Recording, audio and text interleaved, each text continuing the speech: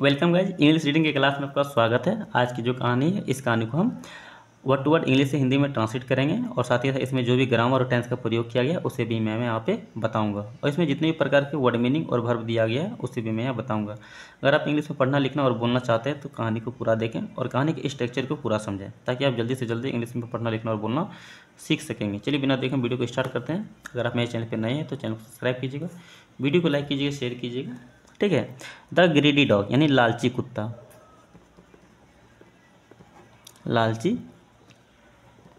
कुत्ता। ठीक है। वंस एक बार, a dog found a juicy bone यानी एक कुत्ता को मिला। फाइंड मतलब होता है ढूंढना, यहाँ पे फाइंड का क्या सेकेंड फॉर्म है, इसलिए क्या जगह मिला या फिर यानी एक कुत्ता को। ठीक है, मिला ए जूसी बोन यानी एक रसदार हड्डी, एक रसदार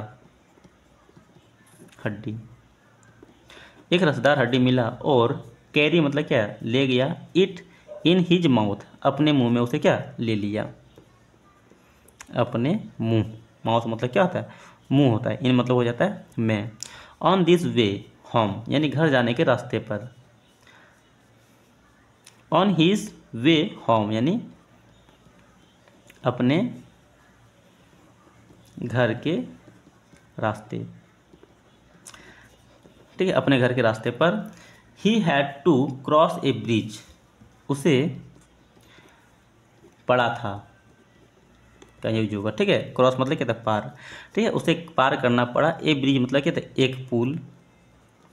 ओवर ए रिवर यानी जो क्या था, नदी के ऊपर में था, उसके क्या उसे पार करना पड़ा। ओवर मतलब क्या था, ऊपर। ठीक है, नदी के ऊपर जो पुल था उसके पार करना पड़ा। ठीक है, एज जैसे। ठीक है, ही वॉक अक्रॉस द ब्रिज, वह चढ़ा या फिर चला। अक्रॉस मतलब क्या था, पार करने के लिए। ब्रिज पर यानी पुल पर, या फिर जैसे ही वह पुल पार कर रहा था। ही लुक्ड डाउन, वह नीचे देखा, वह देखा। लुक मीन्स होता है देखना, लुक का यहाँ पे क्या सेकेंड फॉर्म है, इसलिए क्या जगह देखा। Look looked looked.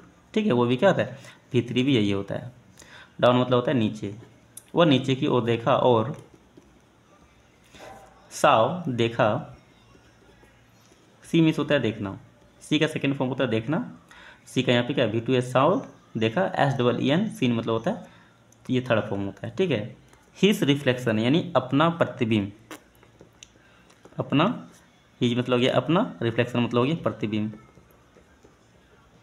वह अपना प्रतिबिंब देखा द रिवर या द वाटर यानी पानी में। थिंकिंग इट यह सोचकर, यह सोचा। इट वॉज अनदर डॉग यानी यह क्या है, दूसरा कुत्ता है, दूसरा कुत्ता है। ठीक है, with an even bigger bone, with मतलब क्या साथ, एक। इवन मतलब कहते बी, बड़ी हड्डी। ठीक है, एक बड़ी हड्डी के साथ वह क्या है, कोई दूसरा कुत्ता है, वही वो सोचा। ठीक है, ही बिकेम ग्रेडी, वह क्या लालची हो गया, या फिर वह उसका लालच बढ़ गया, वह लालच या फिर उसका लालच बढ़ गया। ठीक है, और वांट चाहता था, दैट वांट टू उस हड्डी को भी या फिर वह हड्डी को भी। आगे देखिए तो क्या जगह, ही ग्लोइंग वह गुर्राने लगे। ठीक है, GROWL ग्रोल मतलब क्या था, गुर्राना। ठीक है, गुर्राने मतलब क्या, गुर्राने लगा। एट हिज रिफ्लेक्शन यानी अपने प्रतिबिंब पर।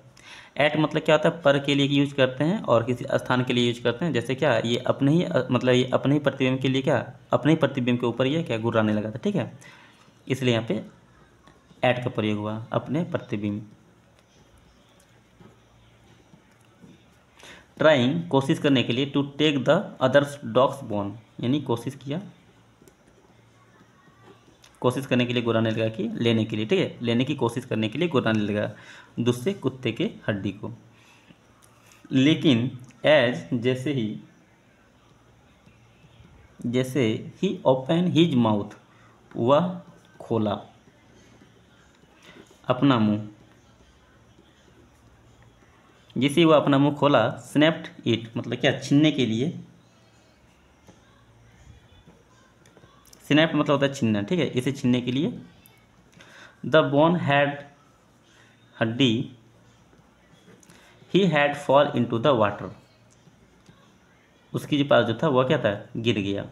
इनटू मतलब क्या था, में, वाटर मतलब हो गया नदी, सॉरी यहाँ पर रिवर, रिवर मतलब क्या है, नदी, ठीक है। And sank to the bottom, और डूब गया। सिंक मतलब होता है डूबना,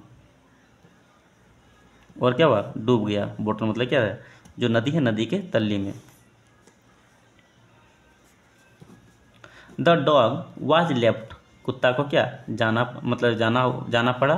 विथ नथिंग मतलब खाली हाथ, या फिर वो कुछ भी लेके हुआ नहीं गया। इसलिए बोलते हैं मोरल या नैतिकता क्या है, ग्रीडी लीड टू लॉस, यानी लालच जो है वो क्या करता है, हानि पहुंचाता है, या फिर वह उससे नुकसान होता है। इसलिए हमें लालच नहीं करनी चाहिए, ठीक है। इस कहानी में यहाँ तक, फिर मिलते हैं अगले कहानी में, यहाँ तक के लिए जय हिंद।